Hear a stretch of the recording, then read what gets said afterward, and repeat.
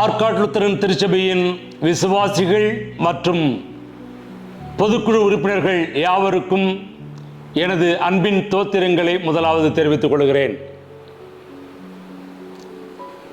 வரும் ஆளும் குழு தேர்தலிலே ஆற்காடு லுத்தரன் திருச்சபையின் பேராயர் மாமறை திரு பீட்டர் பால் தாமஸ் ஐயா அவர்களுடைய கரத்தை வலுப்படுத்தும் நோக்கில் அமைக்கப்பட்டிருக்கின்ற மக்கள் குரல் அணியின் அனைத்து வேட்பாளர்களும் மாபெரும் வெற்றியை அடைய உங்கள் அனைவரையும் அன்போடு கூட கேட்டுக்கொள்கிறேன். ஏன் நாம் பேராயரின் கரத்தை வலுப்படுத்த வேண்டும் என்கின்ற ஒரு சில விஷயங்களை நான் உங்களோடு கூட பகிர்ந்து கொள்ள கடமைப்பட்டிருக்கின்றேன்.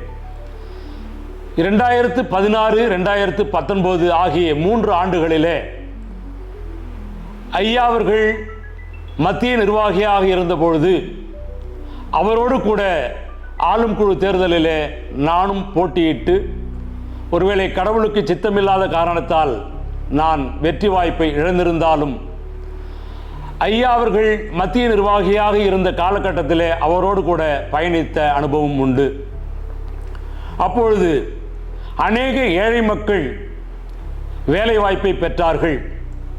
அநேக போதகருடைய பிள்ளைகள், கோயில் பிள்ளையுடைய பிள்ளைகள் எல்லாம் பணி நியமனம் பெற்று இன்றைக்கு நிரந்தரமான ஊதியத்தை பெற்றிருக்கிறார்கள் என்று சொன்னால் இத்தகைய வாய்ப்பினை வேறொருவராலும் வழங்க முடியாது என்பது ஆணித்தரமான உண்மை. குறிப்பாக விருத்தாச்சலம் பகுதியிலே பிரியதர்ஷினி என்கின்ற ஆசிரியைக்கு இடைநிலை ஆசிரியை பணியிடத்தை ஐயா அவர்கள் வழங்கினார்கள். மாத்திரமல்ல, கள்ளக்குறிச்சி பகுதியிலிருந்து திருமதி கலைத்தாமரை என்கின்ற ஒரு ஆசிரியை அவர்களை எம் பள்ளியிலே பணி நியமனம் வழங்கி ஆணை பிறப்பித்தார்கள். இவ்விருவரும் இப்பொழுது நிரந்தரமான ஊதியத்தை பெற்றிருக்கிறார்கள் என்று சொன்னால் அது ஐயா அவர்களுடைய பணி நியமன ஆணைக்கு கிடைத்த மிகப்பெரிய பரிசு என்று சொன்னால் அது மிகையாகாது.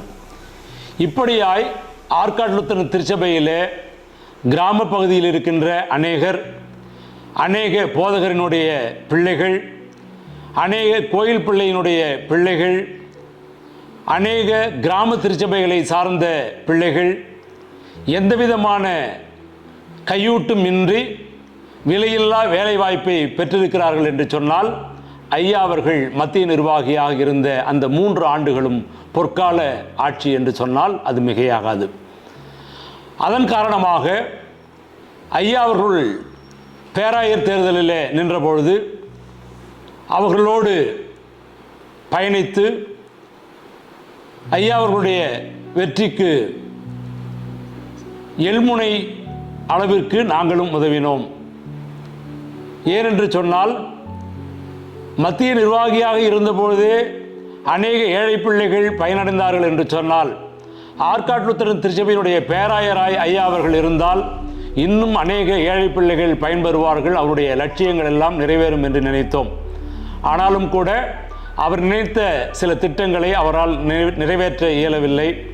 அதற்கு சரியான ஒரு ஆளும் குழு, அவரோடு ஒத்துழைப்பு தருகின்ற ஒரு ஆளும் குழு அமைய வேண்டும் என்கின்ற ஒரு நிர்பந்தமான ஒரு சூழ்நிலை.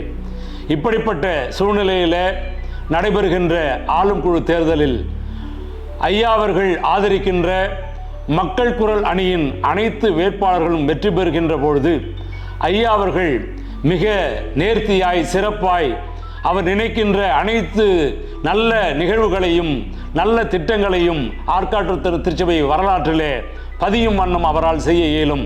குறிப்பாக பட்டாம்பாக்கத்திலே பேராலயம் கட்ட வேண்டும் என்கின்ற அவருடைய கனவு திட்டம் நிறைவேற உங்களுடைய மேலான ஆதரவை மக்கள் குரல் அணியின் அனைத்து வேட்பாளர்களுக்கும் வழங்கி மாபெரும் வெற்றியை நீங்கள் வழங்குவதன் மூலமாய் பேராயர் ஐயா அவர்கள் தன்னுடைய பணியை நேர்மையோடும் சீரிய முறையிலும் ஆற்காடு லுத்தரன் திருச்சபையிலே நிறைவேற்றுவார். அதற்கு உங்களுடைய அனைவரின் மேலான வாக்குகளும் மக்கள் குரல் அணியின் அனைத்து வேட்பாளர்களுக்கும் வேண்டும்.